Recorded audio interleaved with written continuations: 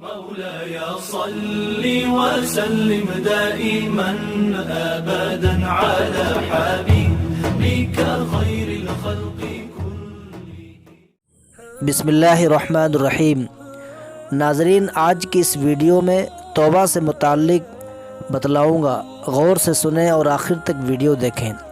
اللہ کے رسول صلی اللہ علیہ وسلم نے صحابہ کرام کے سامنے بنی اسرائیل کے ایک قاتل کا نہایت خوبصورت انداز میں واقعہ بیان فرمایا کہ بنی اسرائیل میں ایک شخص چوری، ڈکیتی اور قتل میں مشہور تھا.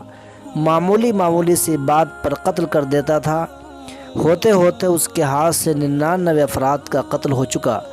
اس کے بعد اس کے دل میں احساس پیدا ہوا کہ مجھے بھی اللہ کے ہاں جانا ہے. چنانچہ فکر بڑھتا رہا اور لوگوں سے معلومات کرتے ہوئے ادھر ادھر پھرنے لگا. کیا میری توبہ قبول ہو سکتی ہے یا نہیں؟ کسی عالم دین سے ملاقات کی فکر ہوئی. لوگوں نے ایک عابد شخص کے پاس جانے کا مشورہ دیا. یہ شخص اس کے پاس جا کر مسئلہ معلوم کیا. کیا میری توبہ قبول ہو سکتی ہے اور کیا میری مغفرت ہو سکتی ہے جبکہ میں 99 انسانوں کی جان مار دی ہے؟ تو اس عابد کو مسئلہ معلوم نہیں تھا. تو اس نے اپنی عقل سے قیاس آرائی کی کہ جو آدمی 99 انسانوں کو جان مار سکتا ہے اس کی مغفرت کہاں سے ہوگی؟ اس نے کہہ دیا تیری توبہ قبول نہیں ہوگی. تو یہ شخص غصے اور جلال میں آ کر اس کو بھی قتل کر کے 100 پورا کر دیے کہ جب میری توبہ قبول نہیں ہوگی. چنانچہ اس کو ختم کر کے 100 پورا کر دیے. مگر اس کے دل میں تردد باقی رہا کہ میری مغفرت کی کوئی شکل ضرور ہوگی. اس نے لوگوں سے پھر معلومات کا سلسلہ جاری رکھا. لوگوں نے بتلایا کہ فلاں جگہ ایک عالم رہتا ہے، اس کے پاس جا کر معلوم کرو.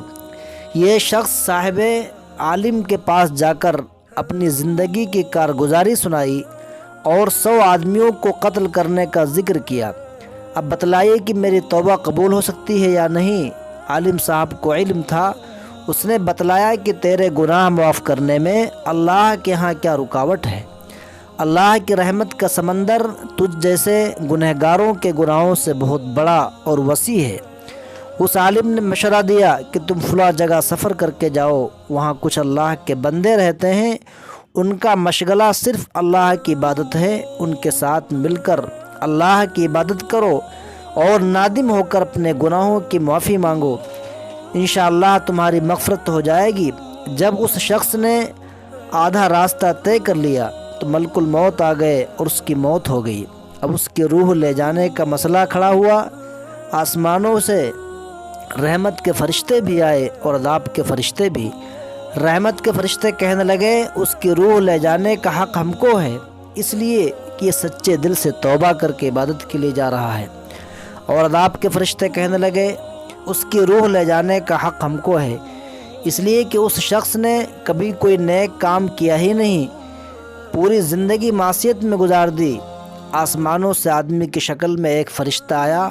ان دونوں کے درمیان یہ فیصلہ کیا کہ دونوں کی طرف کی مسافت ناپ کر کے دیکھ لو کہ جہاں سے آ رہا ہے وہاں کی مسافت قریب ہے یا جہاں جا رہا ہے وہاں کی مسافت. لہذا جہاں کی مسافت قریب ہے اس شخص کو وہاں والوں میں شمار کر دیا جائے.